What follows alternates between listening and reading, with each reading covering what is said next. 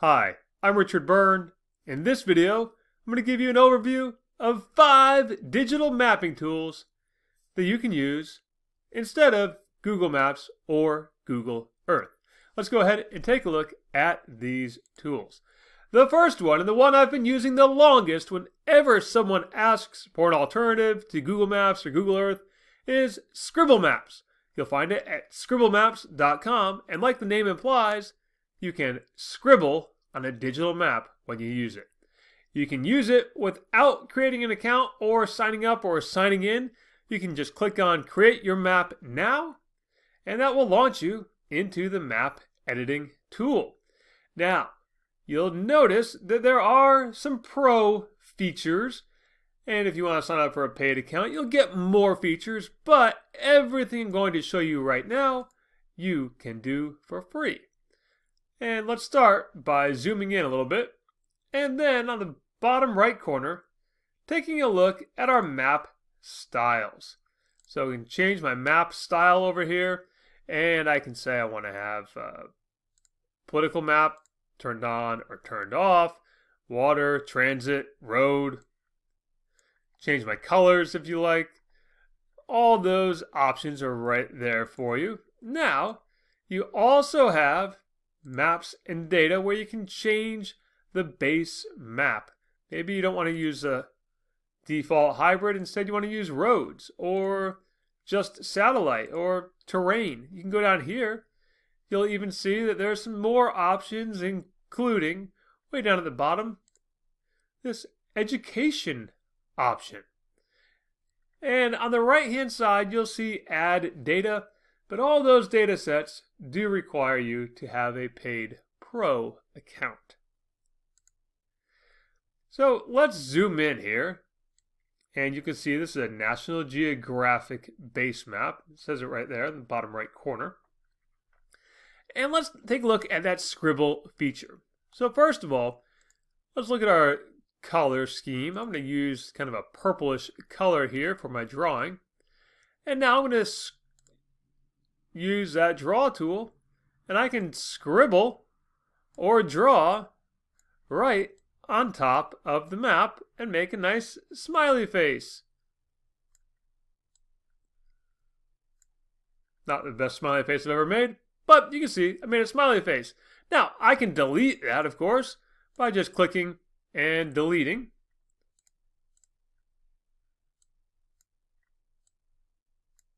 And you can see there, I'm making those lines go away.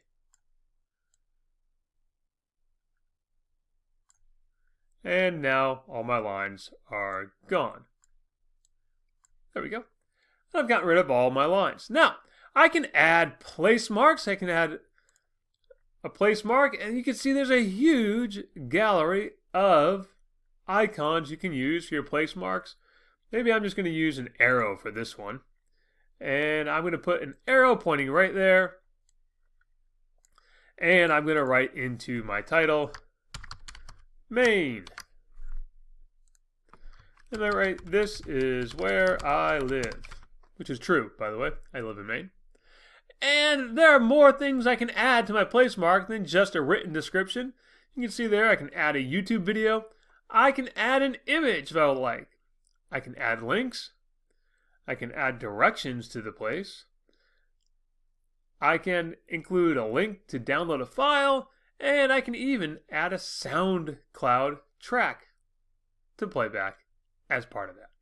For now, I'm just going to save it like that. Now, I can change out these pin marks and put a different one in here. Maybe I'm going to put one in over here. And I'm going to write in something like Rocky Mountains. And again, I can write in my description. It helps to spell mountains correctly. I can write in my description and save it. Now, if I wanted to zoom in and be more specific in my place marks, I certainly can. Maybe I want to put one right here on Orlando and write, this is where Mickey Mouse lives.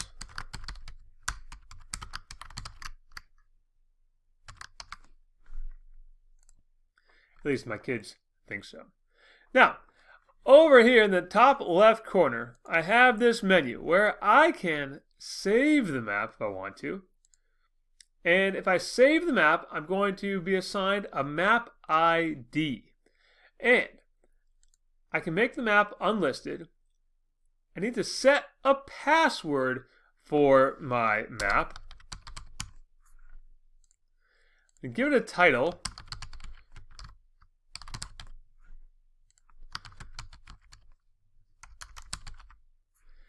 And I'm now going to save the map. Now what's really important here, if you have not signed up for an account, you need to keep track of your map ID. Without your map ID, you'll never find your map again if you don't have an account. If you haven't signed into an account, you'll never find that map again without that map ID. So now I'll save that map, and yes, I understand I'm making that one a public map. It's just some random places for a demo. And now I can share this map on any place I would normally want to share things, like on social media, or put a link to it on my website, in my course, LMS, or even embed it into an existing web page. So that's a short overview of Scribble Maps. Next, we're going to take a look at a relatively new tool that I started using last year and I really like, and that's called Felt.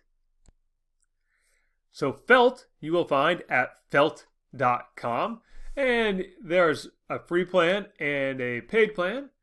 The free plan for teachers and students is fantastic. Let's go ahead and log in. I'm going to log in with my Google account here.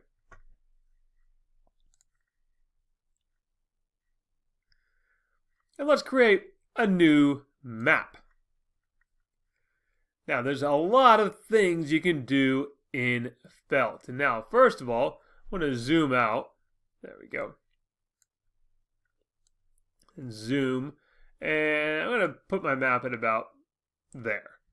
Now, down here, we have some layers. And in the bottom right corner, we have the option to change the background. So we can use the default or we can use the satellite option.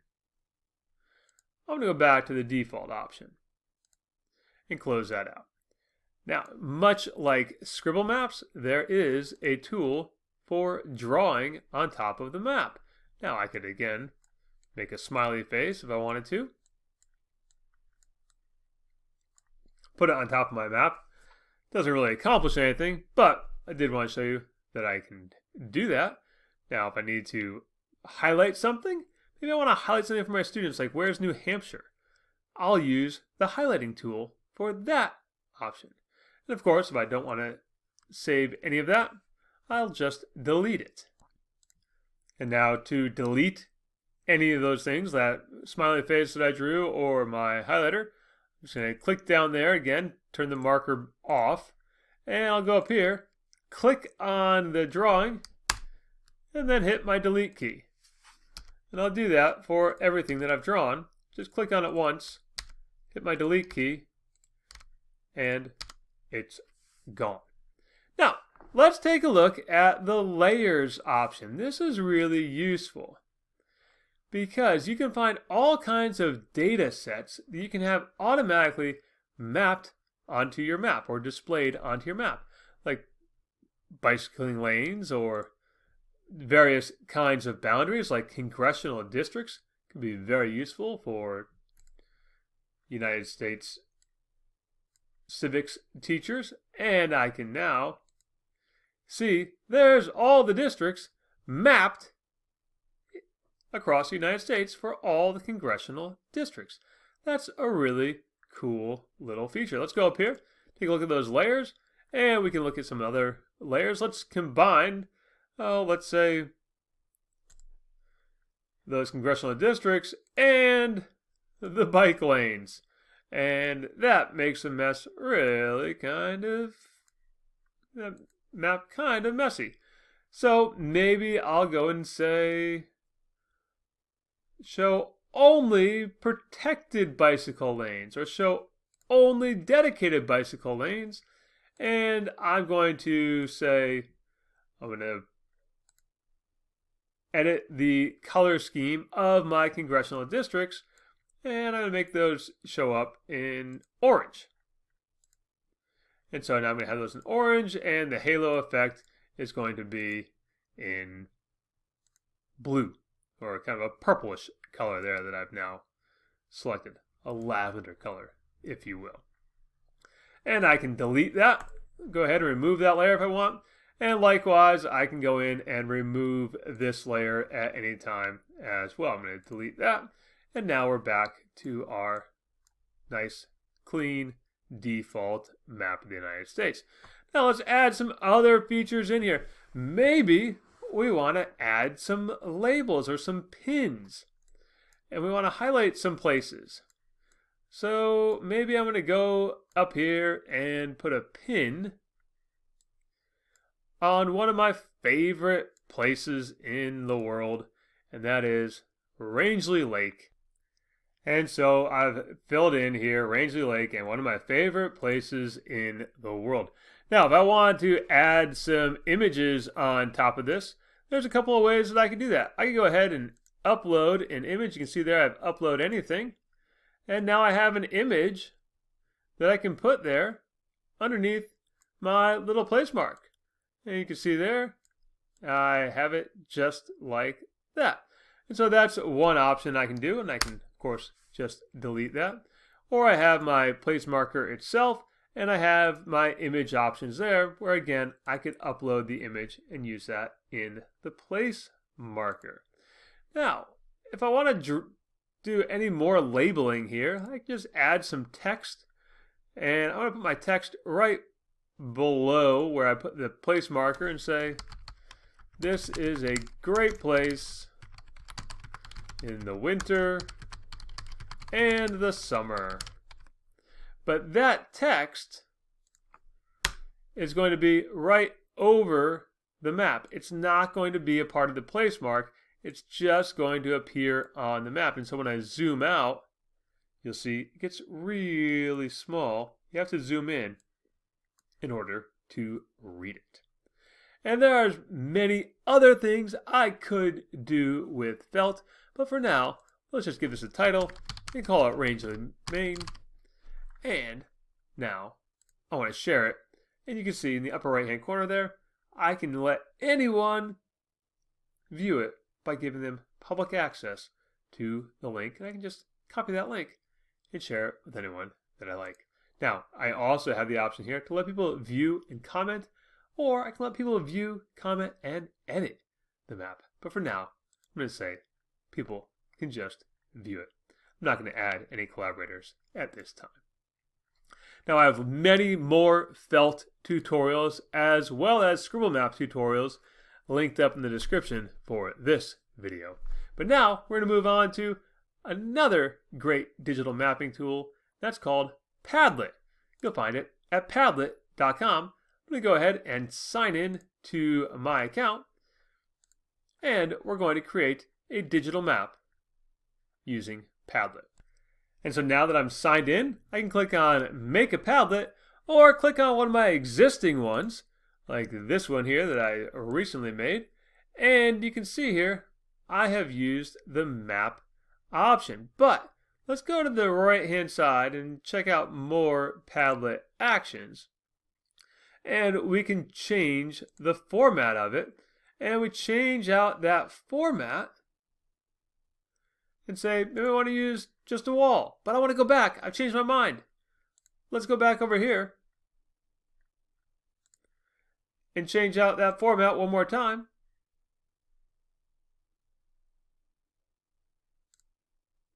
And then we have the map, and we have our different map option here.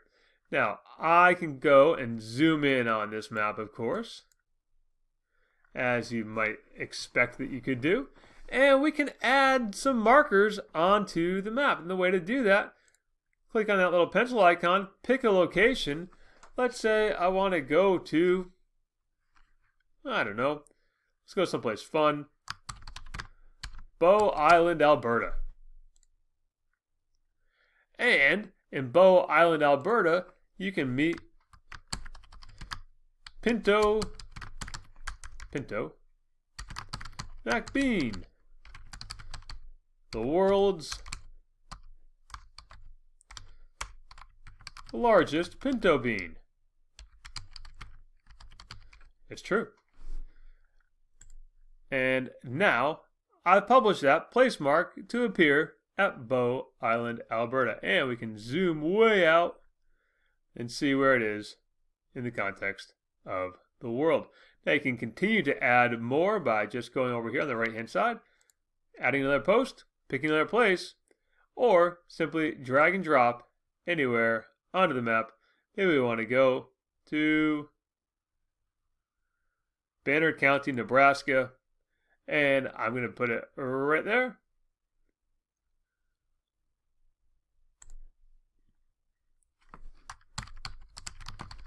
Banner County is a small county in Nebraska.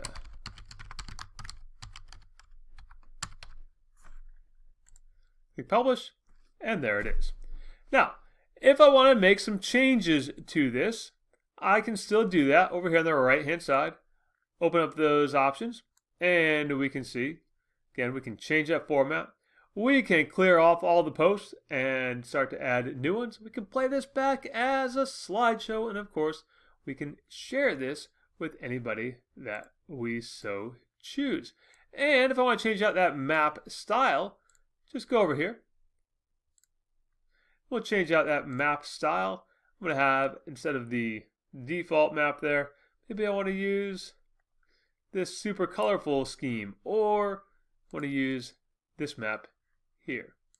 Click Save, and there we have it.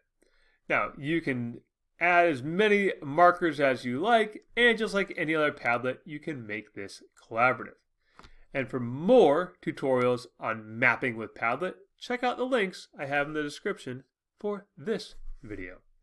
And next up, we're going to take a look at National Geographic's map making tool. So National Geographic's Mapmaker, you'll find it at mapmaker.nationalgeographic.org, does have a new beta version coming out later this year. But for this demo, we're going to focus on the existing version of it, which is probably the version you would use with your students. Now, I'm going to give this map a title. I'm just going to call it My Demo Map. Not a very creative name, but a name nonetheless. And now we can go ahead and use any of these layers that we want and add them onto the map, like cities of the world or biomes. Let's add biomes onto the map. And we're going to say we want to have all of these appear on the map. Now we can adjust that opacity and see how that map works. And I'm going to hide that legend or show the legend for that map. Now I'm going to need to zoom in order to see that in more detail, or I can remove it altogether. And you can add any of these layers that you like. Elevation and depth, for example. Or again, and you'll see those pop up. And again, if I don't like them, I can just remove them. And we can scroll through all those. You can search for layers if you'd like to. But if you just want to draw on the map or add your own markers onto the map, you can do that as well. Let me go here, click to add a point. I'm going to add my point up here, and I'm going to put in Fort Kent, Maine.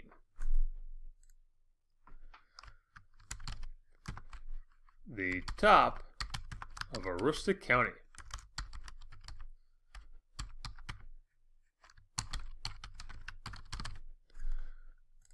And I can write in my details. Now, unlike some of the other tools I've demoed here, you can't really add any multimedia into these place markers, but you can at least change out the color if you like. And you can swap it from just a symbol to a number 1 perhaps if you wanted to have students look at things in a particular order, you might use those number labels. Or if you want to get rid of the whole thing, just click on that trash can. Now if you want to measure, you have a measuring tool in there, and we have some basic drawing tools. If we want to draw a line from, say, St. Louis to Chicago, well, we can do so, and then go to Atlanta and end up back in St. Louis. And there we go. Made a little triangular loop. And I can delete it when I want as well. Now if I want to save this, I do have to either sign in to a National Geographic account or just create a link and copy the link to that map. And you can see there, I can share it in Google Classroom or Microsoft Teams if I like. And the last tool we're going to look at is Mapbox. And before we get to that, I should remind you that I have tutorials on National Geographic's Mapmaker in much more detail linked up in the description down below. Now let's head over to Mapbox. So here I am in Mapbox. I'm in my account at studio.mapbox.com. I'm going to create a new style, and you can see here I've got a bunch of different options. I can even do a style based on an image if I like, but I'm just going to go back to the standard templates for now. I have a much more detailed tutorial on this, again, linked up in the description down below. And let's go and say we want to use just the outdoors version. And I can customize it if I like, or if I want to go back and do monochrome and do a dark version or a sky version or a golden version, I can do that. Bubblegum, ooh, that's tough on the eyes. Let's do the light version and now customize that. And when we customize, we can choose where in the world we want to be. Maybe I want to be not in New York. Maybe I want to be up here in Boston. And so here I am around Boston. And on the left-hand side, I can choose what I want to have. Transit labels. And I can customize my transit labels. I can customize my walking, cycling. I'm going to have roads for road pedestrian, road steps. You can see road paths, more walking, cycling, tunnels, all kinds of things that I can customize right in here. Now I'm going to close that out. And if I want to just print this out, just publish it, I can print it right here, publish it as is, or I can publish it like this and share